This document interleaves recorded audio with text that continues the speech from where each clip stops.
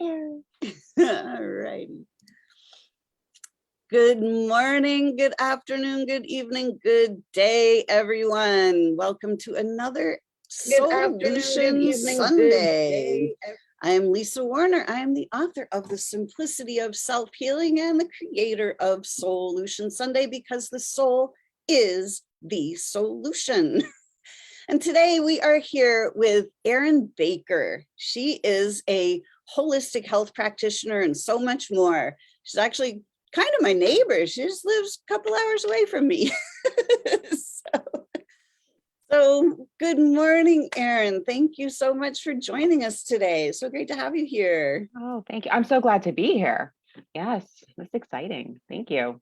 You are welcome. So tell us a little bit about who you are and what you do, and how we can have a great conversation today. Yeah, I have an interesting story. As I was very Western med trained. So I, spent my life really, that's the route I went. Pre-med, I was going to be a doctor. That's how, and it didn't work out that way. I ended up a research scientist for about 15, 16 years, worked in hospital labs, all that good stuff. And then, with my own health journey, I wasn't finding the answers I was looking for going the Western med route. Medicine wasn't working. I wasn't feeling better. I was in my early 30s. And I started to fall into actually health coaching. I had no idea what it was at all. I don't know. I was Googling one day, it popped up. I had no idea. And it was exactly what I was looking for at that moment. And I started to realize how much my thoughts and my energy were affecting my overall health. Like I had never been taught that in school. That was not something that was crazy woo-woo, right? Exactly. And I started to realize, no, this is real. This is like that missing puzzle piece. And then that rolls into life coaching, transformational coaching. And then I rolled into like natural healthcare. And now I'm getting my doctorate to become a naturopath. And so I really like the idea of bringing a little bit of that Western medicine to the natural and holistic health space, kind of merging them, understanding you don't have to fully be one camp or the other. Let's educate everyone, and understand if you're in a car accident, go to the hospital, right? Don't go, I'm not going to tell you to meditate on top of a mountain, right? You need emergency care. But a lot of times, a lot of our disease, disharmony can be cured naturally and holistically because our body knows how to heal itself. Exactly. And that stuff we should be taught in school instead of being taught Pythagorean theorem. We should be taught, how our thoughts affect us, things like that. Exactly. I love that you say that because, I had kind of an interesting story because I had a lot of awareness when I was a little child, and I never wanted to go to school because I looked at the school and I was like, well, this is just programming. This is just mental gymnastics. And I was like, the only thing I want to know is, how does the universe work? Like, because if we understand how the universe works, then we could just simply work with the laws of the universe and life will be simple and easy. It's like, they don't teach us that, No, it's so streamlined to teach us, stuff that honestly we don't use. We don't need. Exactly. It's just complete distraction. And the whole, from my perspective, the whole education system is designed to separate us from nature, from all of the natural rhythms of nature, of our bodies, and when we're separated, and of ourselves, and when we're separated from our own natural rhythms, the only option is dis-ease. Like, there is no other choice. If you're not in harmony and flowing with the natural rhythms of life, with the universe, then dis-ease has to happen. 100%. And I feel like by the time we graduate high school, we have been really taught to not listen. Precisely. And the better you do in school, the less you listen to the environment, to your body, to what your gut's telling you. You're listening to what somebody else is telling you. Exactly. And that's where we're taught to conform, to be like everybody else, be like the cool kids. Oh, you got an F, well, you're a bad student, so we're going to put you over here with these bad, we're going to put you in detention, and all of these terrible things. The ones that can't sit, and because we're not meant to sit in a chair all day long every day listening to a teacher. So these kids that just like and they get labeled the ADHD and OCD, all of these labels they get put on. It's like, well, there's something wrong with you if you can't sit and listen. Oh, I know. I mean, I have boys, and I know it's, boys and girls are very different, but boys are more, that's more apparent with them. They cannot sit still. They are so active. And Yeah. now they're being forced to do that, to really just sit down, go against what their body's telling them to do at such a young age. Like you're asking a 5 and 6-year-old boy to sit for 8 hours a day. Huh, right? Yeah. Completely unreasonable. And I'm not saying girls aren't like that, but boys, it's just was so apparent to me, and I grew up with only a sister. And so I didn't really even notice that till I had boys, where I'm like, wow, boys have to move.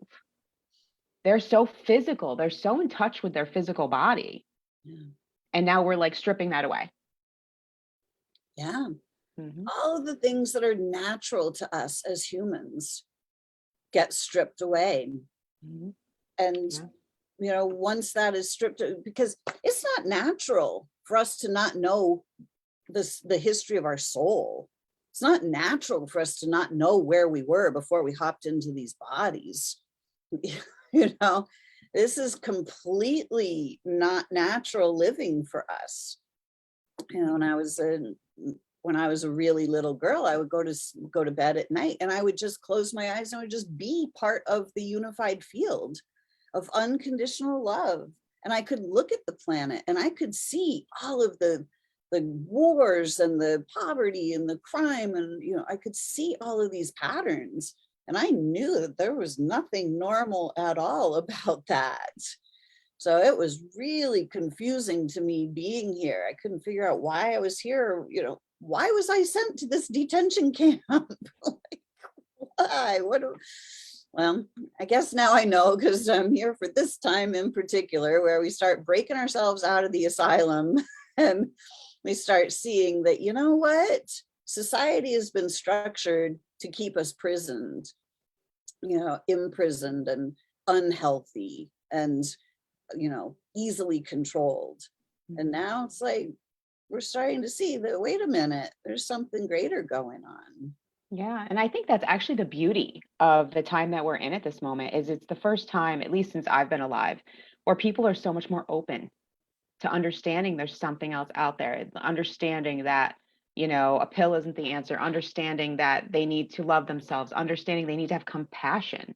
There seems to be a more of an outpouring of just openness, which to me is beautiful. So I know we're in very stressful, horrible times that are, stressing a lot of people out, but to me, it's actually beautiful because chaos in the midst of that is where change happens. Exactly.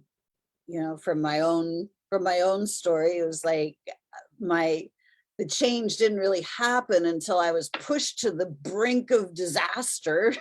And and I'm not the only one, I'm sure, that gets pushed all the way to the brink, back up against the wall, and it's like, all right, like something has to change.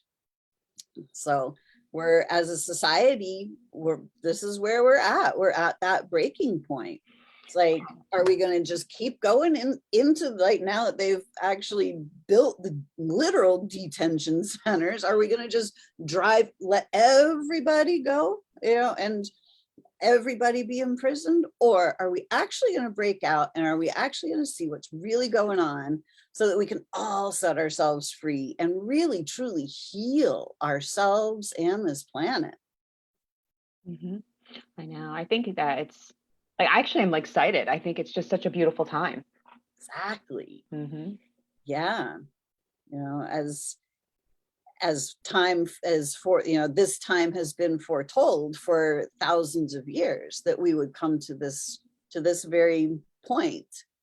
And the light always wins, because the high vibration always overrides the low vibration. So when we start to realize, like, what, it really doesn't take a whole lot of people to raise their vibration really high to change the entire planet. So as everybody is now starting to wake up, the vibration is starting to raise really, really quickly. Yeah. So it's really nice to see.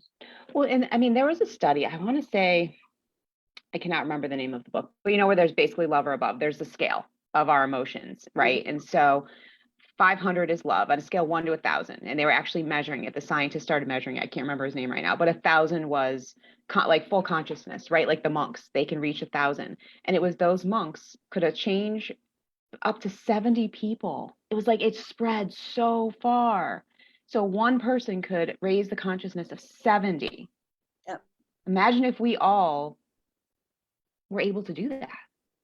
Exactly. And that is the answer to all of this. When you raise your vibration that high, you are in full alignment with your soul. Mm-hmm.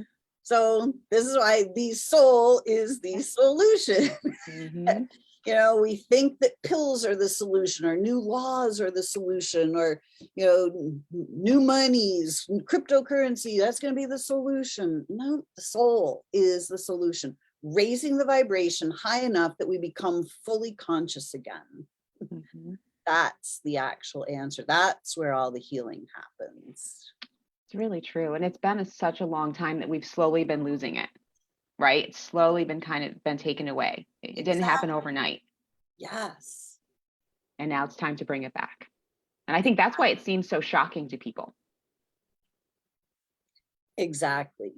You know, it's like when you give just a little bit of poison every day, the person that's being poisoned doesn't really recognize it. They just start feeling just like a little bit worse every day, you know, until finally it's built up in their system so much that they're done.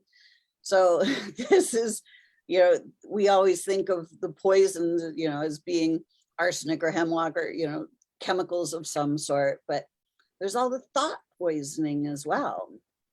So, you know, we have to start looking at, you know, on that scale, where are we on that scale? Because all of the stuff that's below the line, you know, those are all the toxins, all of the poison, all of the stuff that is causing the dis-ease. Mm-hmm.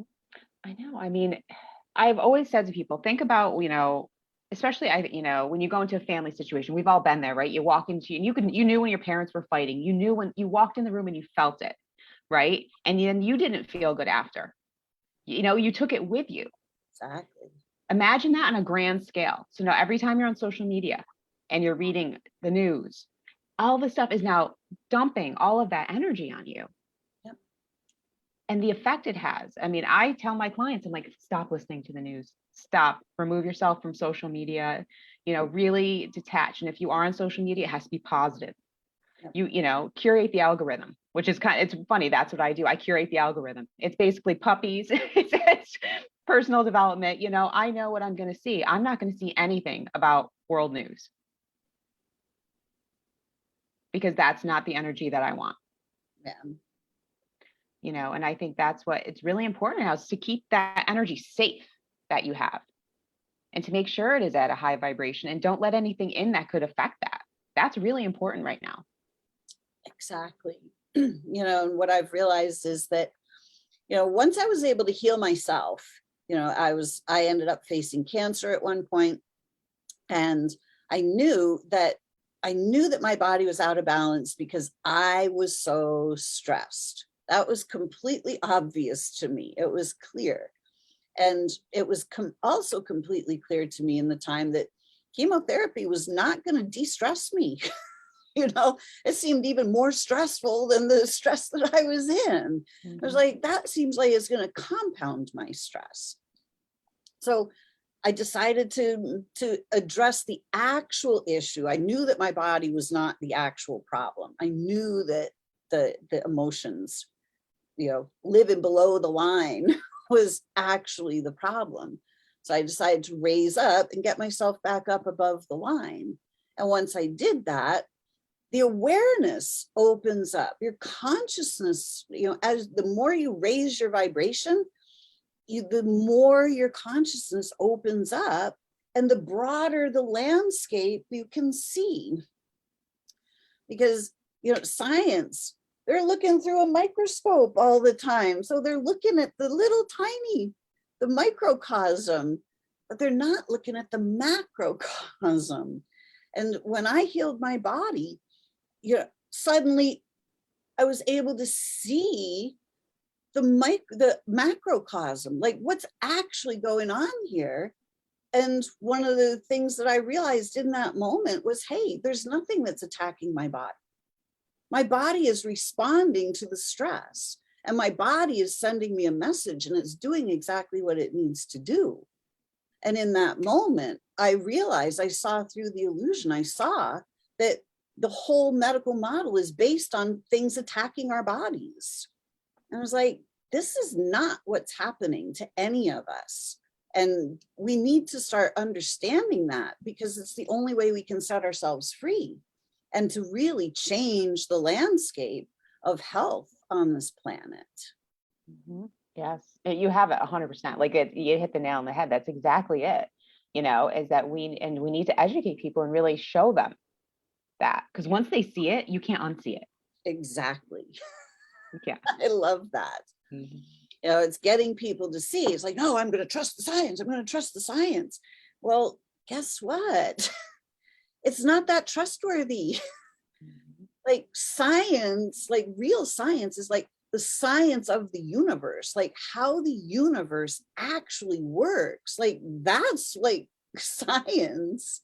Mhm. The law of attraction is science. Like that meaning that what you put out, where you vibrate, is the stuff that you get back. If you're vibrating at this vibrational bandwidth, you're going to experience everything that's in that vibrational bandwidth. If Mhm. you raise up, then you're going to start experiencing the things that are in this bandwidth. And all the bandwidths exist simultaneously. So depending on where you are on the vibrational scale will depend on how that particular experience plays out. So in any moment of time, you can be at any vibrational frequency, and your experience of life will be completely different depending on where you're vibrating on that scale. Yeah, I mean, and if you're, to hop into like quantum physics, that would be the quantum collapse, right? There's all those possibilities, and where you are in that spectrum is where the quantum collapses, right? Exactly. Where it becomes visual, what you've now created. Where it becomes your experience. Exactly. Yep. Exactly. And when people start to realize that, even something as simple as, I always love to have people start small just to prove it to them, where I'm like, think of something to manifest, whether it's just a feather, seeing an owl, something, right? And all of a sudden it starts showing up, and I'm like, see, Yeah. it's that simple. And now that you can do that, on any level. But they got the proof where they're like, oh, I can have control over this. I have control over what's showing up in my life. I'm not just this bystander where it's happening to me, it's happening for me. Precisely. Mhm. And this is this is where the medical model really falls short in that it's always talking about what's happening to us. Mhm. And they're trying to fix what's happening to us. But what's actually happening to us is not happening to us. It's happening through us and for us. Because what I learned is that the body is always working on our side. There's never anything wrong with our bodies. The bodies are functioning exactly the way they're designed to function. Mhm. Yeah, I mean, there's a saying that I love, and it's, eventually, if you don't listen to your body's signals, Mhm. your body's going to like slow you down. It's going to find a way to make you listen, right? And so one of the best examples is, a lot of people I see have adrenal fatigue. And adrenal fatigue now affects your thyroid. It's going to affect insulin production, you name it, how it shows up in a person. And they don't understand why. And I'm like, no, it's your body doing exactly what it's designed to do, because you have been on such high stress alert and you didn't slow down. The adrenal fatigue is your body saying, you wouldn't slow down for me. We need to slow down now. We're going to not give you a choice. Exactly. You actually need to be thanking the adrenal fatigue, thanking the adrenals for slowing you down. Yes. Thank you for saying that.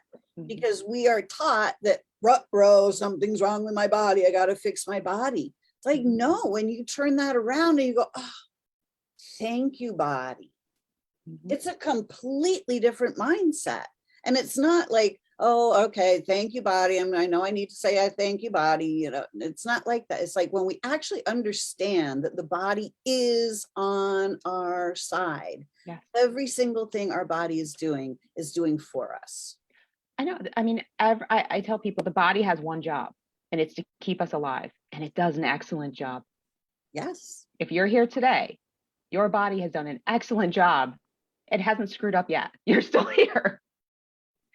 precisely. Yes. Yeah. And then, so be kinder. So maybe don't pick it apart so much. Like I always, and it makes people laugh because I'm like, well, then maybe stop picking apart the little stretch marks on your belly or those little things, because your body is doing a really good job keeping you alive and keeping you here. Hasn't screwed up yet. Maybe you should be a little kinder to it. And then most people are like, oh, you're right. You're right. I'm like, but we were really brought up, especially in America, to come down on our physical body, to really pick it apart. For sure. Oh my gosh. I remember growing up, I was always really, really thin, just my body structure, but I was strong. Like I was extremely strong and flexible. But everybody would always say, oh, you're so skinny. And to me, that meant weak. I'm like, I'm not skinny, I'm not weak. Like, you can't see who I am? Like, it was, and then I would berate myself, like, no, my body, my boobs are too small, I'm too skinny, blah, blah.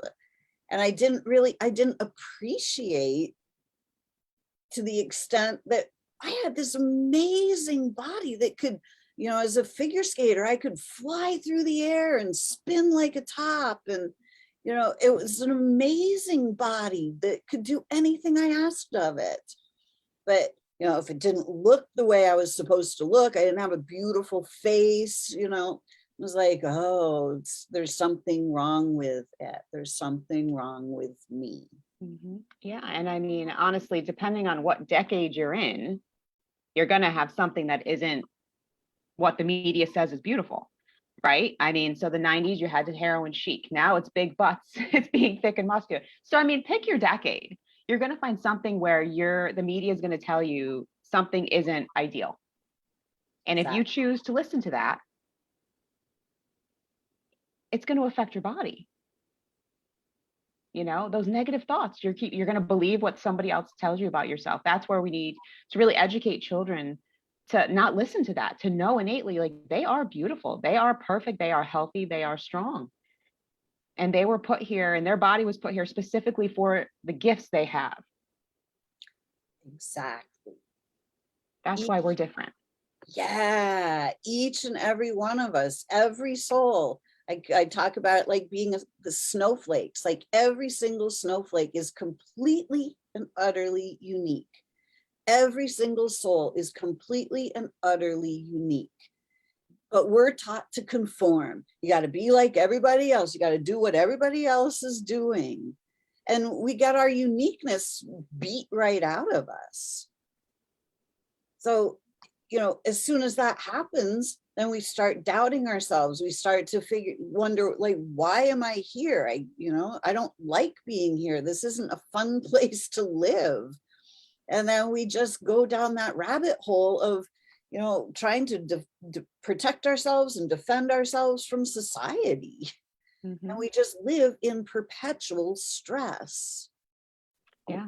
And that's true. And then, I mean, it's perpetual stress. That's exactly what it is. And, the goal of, at least for me with my clients, is to remove them from the perpetual stress. How can we protect them? How can we teach them to disengage from that? Exactly. Yeah. And, and then that's how they start to see they're regaining their health. It all starts to come back because they're starting to realize how powerful all that is. Exactly. And it's only powerful because we go along with that. Mm-hmm. We buy into it. And then, what I realized, as far as like cancer, the only power cancer had was the power that I was feeding it with my fear. Because I was afraid of it, it appeared to have all this power over me. It appeared that I was being attacked by the enemy that had all this power. And suddenly I realized, wait a minute, I'm the one with the power. I'm the one that's feeding my power into this fear. Wait a minute. This is what's actually making me sick, is giving my power away. So everything that we give our power away to, society, the media, ideas, beliefs, anything that drains our life force energy, anything that puts us below the line, is stuff that is shortening our lifespan and causing us illness and disease. And when we learn to plug our power back into ourselves, when we learn that we are the source of all power, then everything flips around. Yeah, and it's, you know, it's being able to fill your own tank and understanding the power in that. That the more you want to give and the more you can give, the more you allow yourself to receive, getting that balance back in check. Because a lot of us don't know how to receive. Very true. Yeah, and we just give. We're depleted. And then we're so afraid to receive because we feel guilty. Some programmed thought in our head from while we were growing up, it's selfish. You know, you have to be selfless is a good quality, right? How many times do we have that discussion? You have to be selfless. And really they have to learn to, fill their own tank first. Exactly. We need to be self-full. Exactly. Not selfless. Yeah, there's a lot of trickery going on, you know, by the powers that be, of, you know, when we really start looking at the words that are used. It's like, this whole setup is designed to steal our power. You know, can we as souls come here and reclaim our power? Can we disengage from the things that suck in our power away? And can we reclaim our own power, our own sovereignty? And this is what's so exciting about this time right now, is that we're looking at these external power structures and realizing, wait a minute, there is no such thing as government. There are people that are governing, and they're only governing because we allow them to. Like, wait a minute, they have governed us right into world disaster. Like, let's wake up and see that. Let's take our power back from the government and the systems that are stealing our power. Yeah, and it's funny because I think we all do it in our own way with our own gifts, and that's what's kind of the fun part, is everyone was put here with their gifts.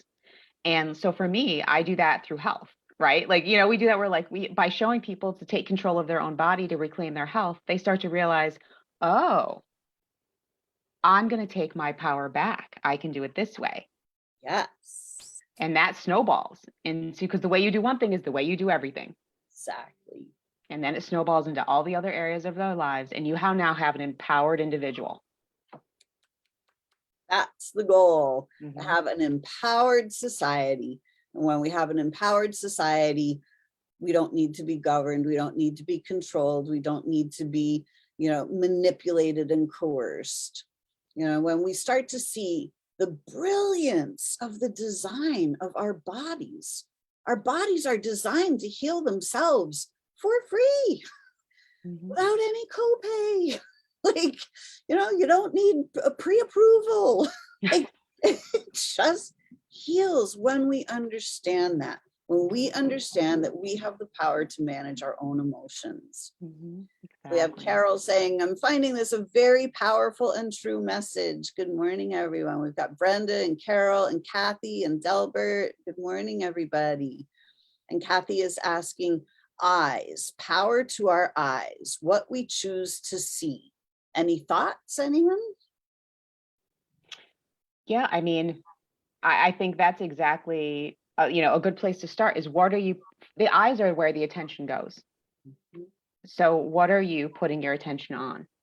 And it could be something from social media. It could also be something as simple as, are you looking at beauty, right? Are you surrounding yourself with beauty? And that could be flowers. That could be things that make you feel good. What are your eyes looking at? What is the attention going to? And making sure that's something that fulfills you and makes you feel good, like above the line. And that's why I tell people, whatever works for you, fill the house full of flowers. If that's what you find beauty in. If it's artwork, keep artwork around you. What are your eyes going to focus to? It should be what rises rises above.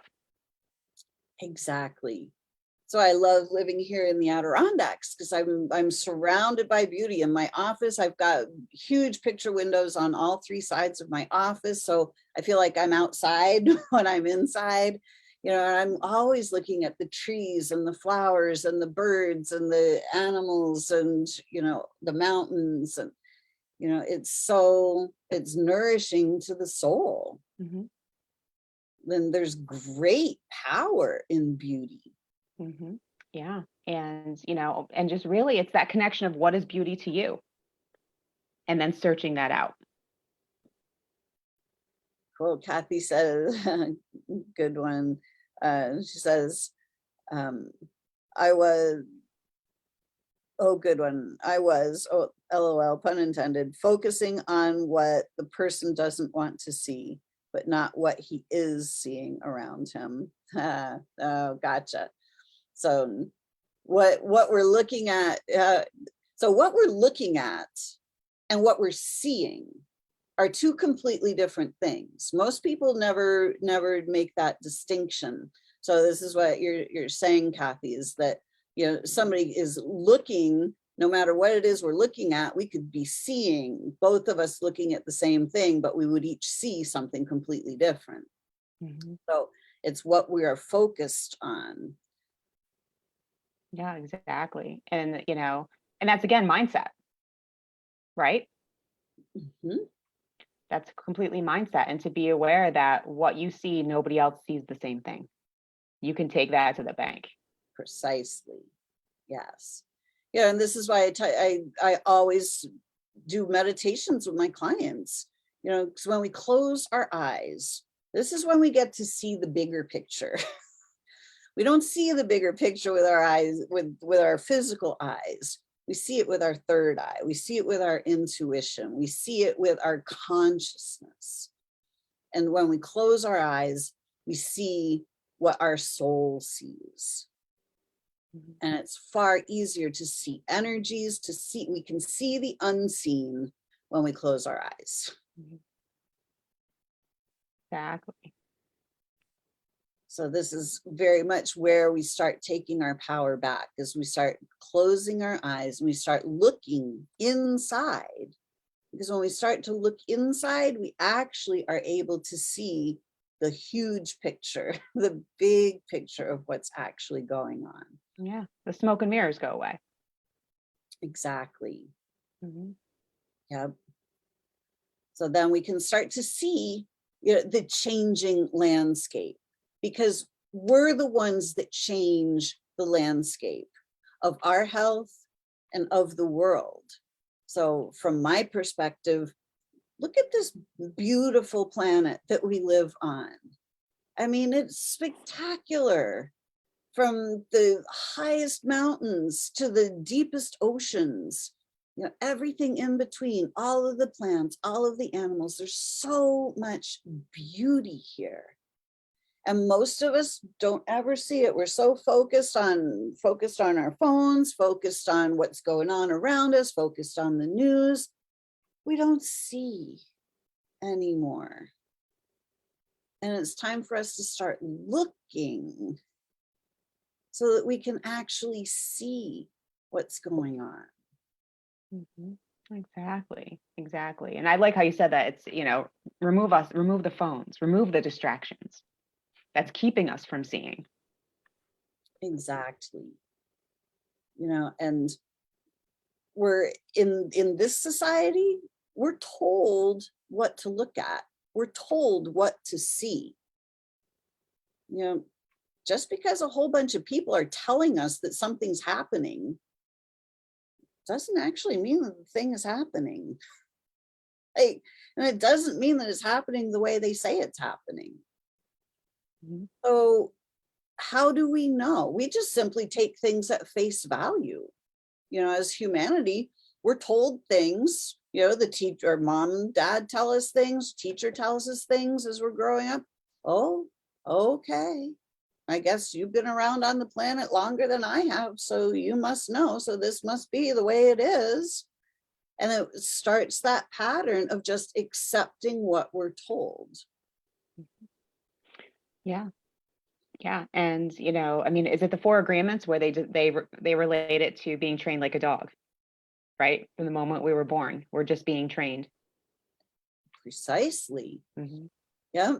So we're trained for sloppy thinking by sloppy thinkers who have been trained by sloppy thinkers, and on and on and on. It's like, this is the way it is. Oh, okay. And then you just tell the next person that. So we're playing this game of telephone, but by Over the time it centuries. gets to the end, it's like, what? Like, yes, it's millennia of telephone, the telephone game, just over millennia. exactly. Yes. It's like, wait a minute, let's stop playing this game, because this game really isn't a lot of fun anymore. Like, there are far more fun games to play. The games of personal empowerment, the games of being able to express ourselves the way that we want to express ourselves, not the way other people tell us we need to express ourselves or not express ourselves, as the case may be. Mm-hmm. Yeah. So I think the changing landscape of health is really that the change back to personal sovereignty. Oh yeah. And I think that's the key right now to reclaiming health in the field of healthcare, period. It is about understanding you as an individual and your health goals and understanding you have control of that. And the more power you take back, the better your overall health is going to be. To not kind of just take a pill to go along with what somebody tells you, is to start saying, I am in control of this. I have a say in my health.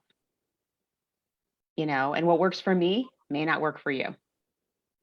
And I need to be sure, I need to work on my own personal development. So now I listen to myself and I know for sure this is what's right for me. That's when you start reclaiming your health. Yes, precisely. There are so many times when I hear somebody say, well, the doctor told me that I have to do this. I really don't want to do it, but they say that it's the best thing for me. So, I'm going to go do it. And it's like, really? You're going to go against your own intuition. You're going to go against your own better judgment because you think that somebody else knows your body better than you. Mm-hmm. Yeah. Yeah. So good luck with that. Yeah. Well, and my biggest pet peeve is when you now relate your worth to the diagnosis. Where now you're not like, I'm not Erin anymore. I am a person with A, B, C, and D. I am just that now. And it's like, no, you completely lost who you were. You're now just a diagnosis that some other person decided. Exactly. And that's how you're going to live the rest of your life. Yeah. This is what, so, when we understand how consciousness works, a diagnosis is if we're going in without knowing anything and just putting all of our trust in that doctor, once they give the diagnosis, that diagnosis comes with an entire storyline attached. And that storyline goes straight out into our future. And then all of a sudden, you get slapped with that label. And now you just wear that label right across your forehead and go, okay, here's my future. I've got 6 months of this, and then a year and a half of that, and then the next 5 years of this. And if I make it 5 years, then, we'll see what happens after that. Like, really? You're just projecting your entire future out because somebody slapped a label on you? Mm-hmm. Wait a minute. Yeah. It's like you have this whole book of your life. You don't know what the next chapter on, what's in there. You don't know the rest of the book, and that you let somebody say, oh, here's your diagnosis. And oh, by the way, here's your book. I've written it. Yeah. Exactly. And you're going to follow it. Yeah. It's like you're just giving up this beautiful story that has yet to unfold. And now you're going to just take this one. All right, I guess I got to take this story now. I don't have a choice. That's where it's important to really explain to people, no, you're not the diagnosis. It's time to take yourself back. Let's take that power back. You are not what some third party said. Exactly. It's like, you don't have to live somebody else's story. No. Somebody else is handing you a story for your life. You don't have to accept it. You can, you don't have to. Mhm. You know, Yeah. we are each powerful creators. We have the ability to create. We are each literally creating in every moment of every day. But because we've never been taught that in school, I was thinking about this last night for whatever reason. They call in today's society, they refer to the ancient mystery schools. Well, what those ancient mystery schools were called? School. like, like you go to the school to learn how the universe works. Like, there was no mystery about it. It's only they're called mystery schools now because they're mysteries. All the things that we're taught are now mysteries to us because all of that information has been systematically pulled out of public awareness. So all of the things that show us all of the cycles of the universe, all of the cycles of our bodies, how we create, how we manifest, how we levitate or bilocate, or any of the things, or live hundreds of years. Like, the story in the Bible, Jesus's grandmother, she was 600 years old. And it's not like she understood how to get her body to rejuvenate. She understood how to rest. She understood how the mechanics actually work of rejuvenation. Like, it wasn't a mystery back then. We knew how to care for ourselves. We understood all about the energies and the different subtle energy layers of our bodies and how to manage them and align them. And therefore, she could go into stasis for a little while and allow her body to relax and regenerate and rejuvenate. Like, it wasn't hocus pocus. It was just, this is how it works. When Jesus would, I'm not a religious person, but these stories from the Bible are very telling, especially in this day and age, the story of Jesus walking into the leper colony. Well, he didn't walk in there in a hazmat suit. He didn't walk in there worried about it. He would just walk in and lay his hand on people.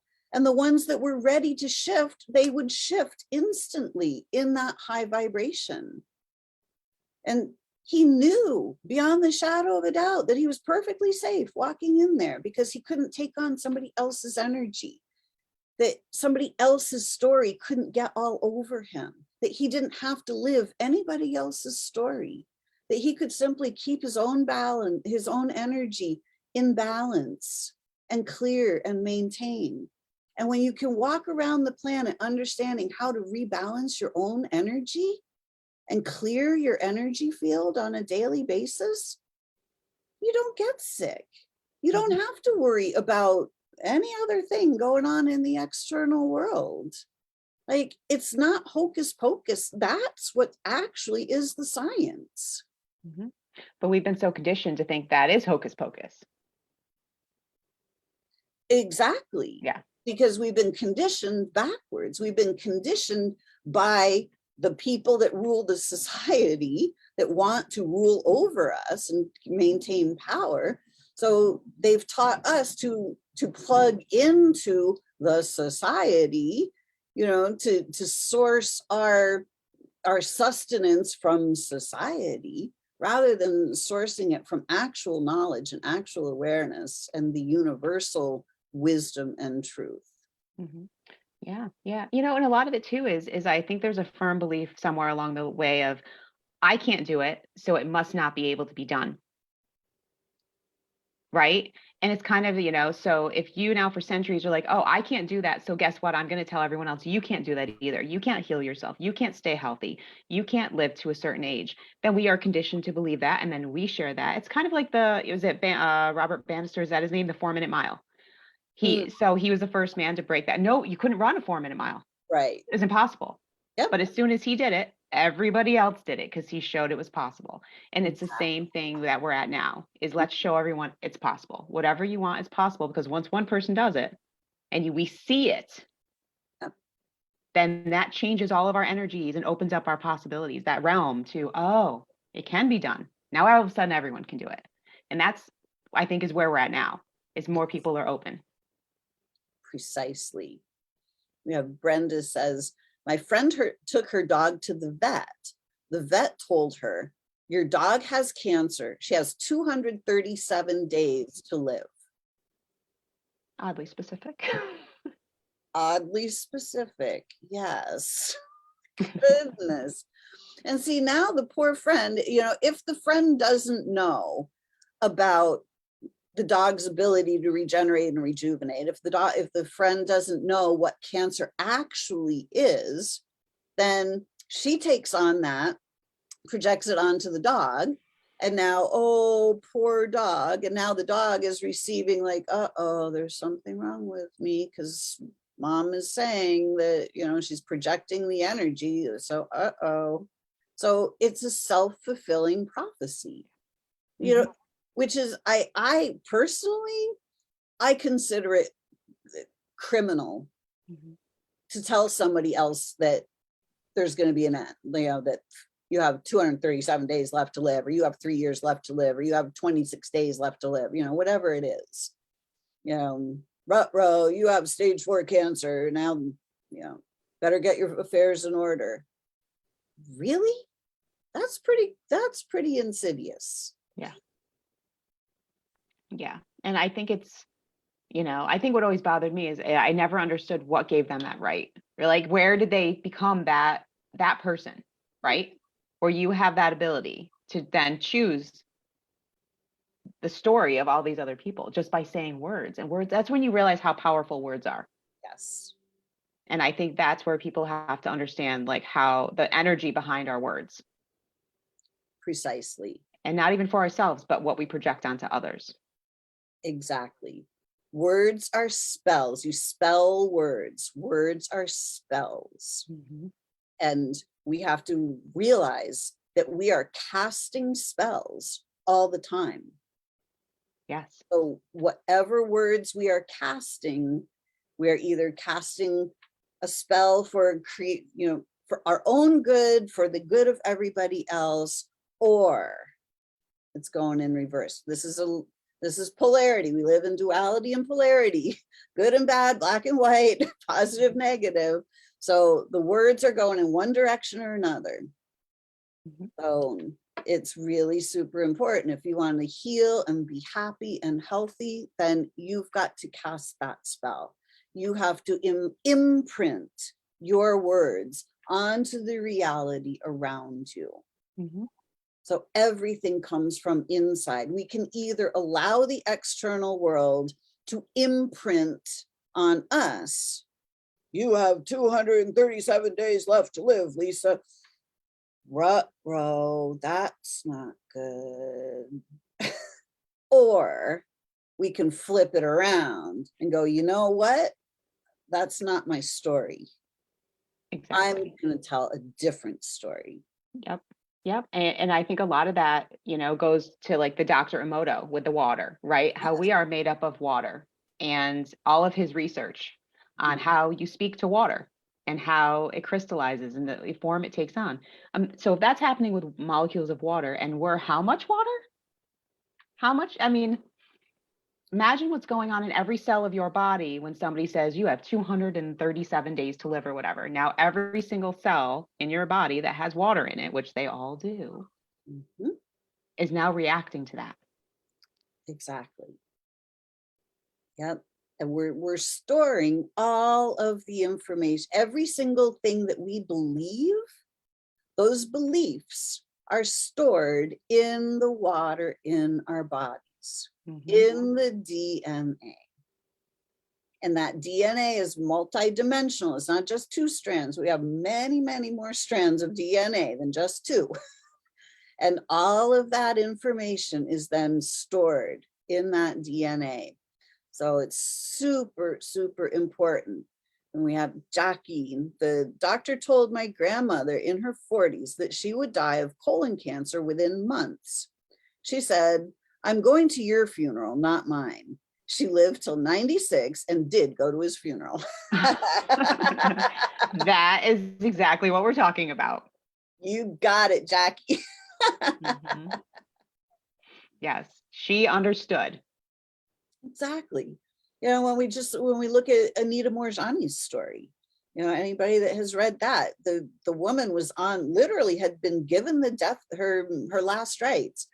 She was down to a skeleton, she was in a coma, and then all of a sudden she left her body, she popped out, went back to the other side, and she went, oh, I get it. It's either love or fear. I've been choosing from fear the entire time. Oh, let me hop back in and let me redo, let me go back in and let me actually heal myself. And she popped back in to her body, and the rest is history. She started choosing from love. She started choosing from empowerment. She stopped listening to the fear-based stories. She stopped listening to the stories that told her that she wasn't good enough or fast enough or strong enough or whatever stories that she had been told.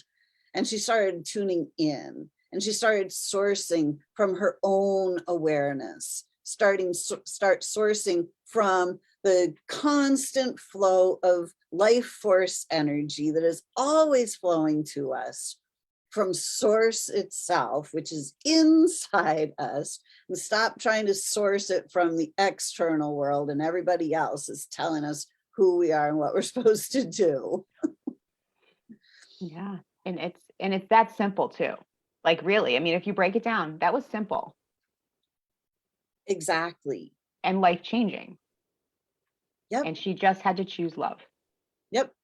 It's literally that light bulb moment. I experienced that same light bulb moment myself when I suddenly realized, oh my God, there's nothing attacking my body. And that's when it's like, oh, you just let go. You let go of the story. You let go of the fears, and you turn it around and you choose trust and love. Mm-hmm. And then you start to love yourself exactly as you are, because you're perfect. You're that snowflake. You're the Dr. Emoto drop of water that is absolutely perfect, that has been told that you're not good enough, you're not smart enough, you're not strong enough, you're not this, blah, blah, blah. All of that gets stored in the body starts to distort itself. And then as soon as you get rid of those stories, you go, wait a minute. That's not the story I want to live anymore. You know, this body has been on my side the whole time. Dear body, I'm so sorry. Let me start loving you. Let me start giving you the actual support that you need. Let me start treating you a little better. Let me start giving you some really good nutrition. Let me start giving you the rest that you need in order to heal. And let me start trusting that you actually know what to do to heal yourself. Mm-hmm. And the entire world changes right before your eyes because you take your own power back. Yeah. And, and that's where it's like you all of a sudden become that snowflake again. Precisely. Mm-hmm. And when you do that, you stop listening to everybody else who tells you that you're not okay, that you're going to get sick, that getting sick is inevitable, that, wait a minute. I'm creating this story. I'm choosing to live in well-being for the rest of my life because I'm choosing to keep my energy balanced. Going back to that story, when you know how to clear your own energy field and rebalance your own energy field, clear out all of the thoughts of belief, of guilt and shame and fear and doubt and worry.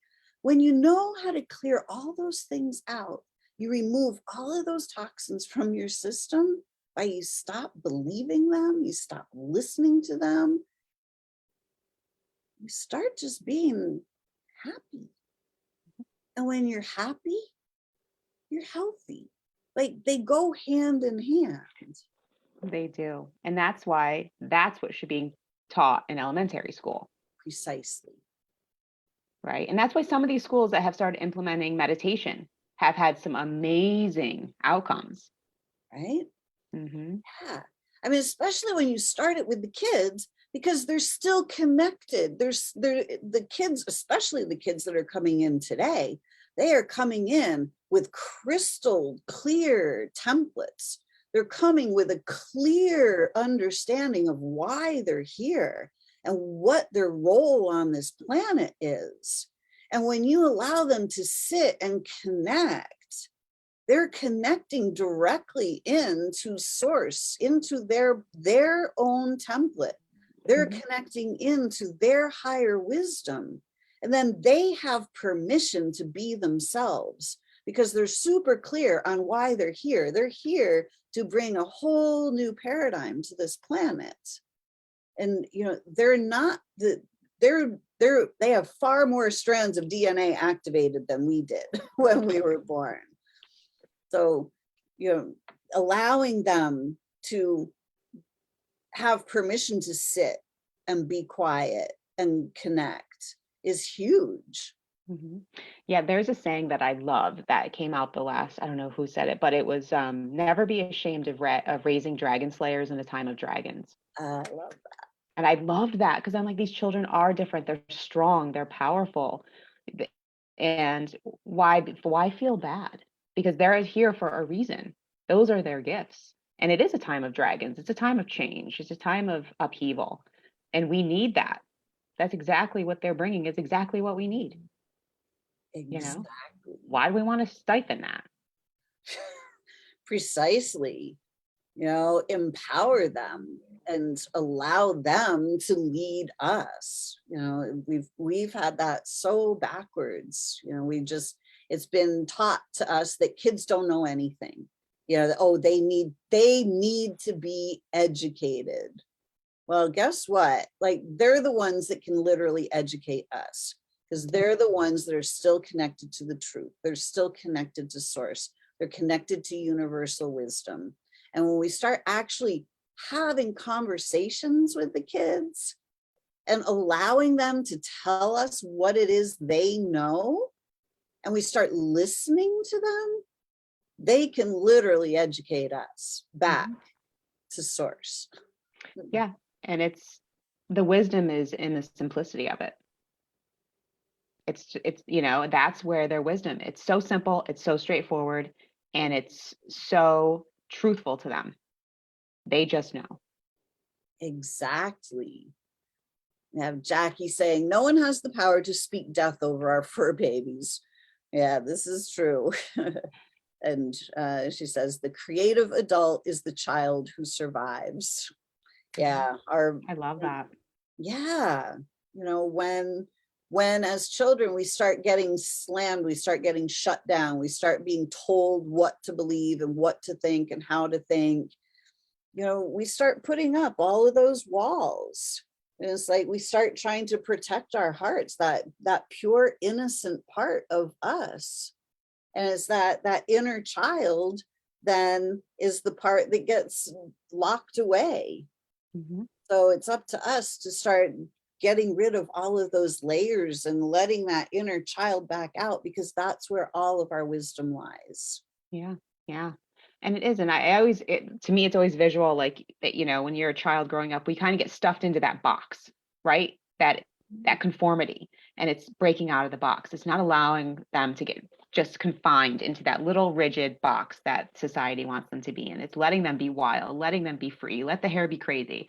It's the kids who stay like that are the adults that change the world. Precisely. I love that. So this has been such a great conversation today. Thank you so much, Erin. Oh, thank you. It was so much fun. Thank you. Yeah. So tell us, like, who are your clients? Who are the people that you help? I focus on people suffering from inflammation, autoimmune diseases, and hormonal imbalances. And a lot of those, I will say, a lot of that's emotional, especially autoimmune has a very strong emotional undertone to it. And my goal is to really bring natural and holistic health to Western medicine. So when you have that diagnosis, you come to me and we start looking at the story behind it.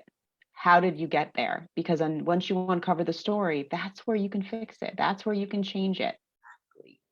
And so that's what I focus on and it's from my own story. I had 2 autoimmune diseases. I've had tons of inflammation. My family all suffered from autoimmune, and I really understand the components that go behind it, right? There's so many factors and it's unique for each of us, and really diving into that emotional component, that energetic component behind the disease, the disharmony. Beautiful. I love that. We need many, many more of you and me out there to help people do just that, to really see where the cause of the dis-ease is coming from. And the answers are not in the pills. Pills can be helpful for a short period of time, but we're not supposed to live on them forever. Yeah, they don't cure, they don't heal. They do not. Precisely. So Erin, how can people reach you? How can they get in touch with you? I'm at erinbakerhealth.com. And so it's really easy. If you stop there, I love to offer free consultations. They're an hour long, so I can talk to anyone who wants to chat about their health, inflammation. It's one of the favorite parts of my job, actually, is meeting new people. So I would love for anyone to reach out, grab one of those free consultations, and we could chat and talk a little bit more about this. Beautiful. So erinbaker.com. And if you're watching this, there will be a link in the show notes. So please feel free to reach out to Erin, because she's got all kinds of amazing things to offer. So thank you so much for such a great conversation. We have Brenda says, awesome conversation. Thank you so much. And Jackie says, I love that too. Great. Thank you all so much for joining us this morning. We love having these conversations to help just increase awareness, to start raising the vibration so that we can all set ourselves free from this sick care system that is not helping us. And so that we can start trusting and loving ourselves and our bodies back to health. Beautiful. Erin, thank you so much. We really appreciate you taking the time with us this morning. Well, thank you so much for having me. This was wonderful. Great. Well, we'll have you back again in the future. So thank you all for joining us this morning. Until next week, create for yourselves a great week. We'll see you next week for another episode of Solution Sunday.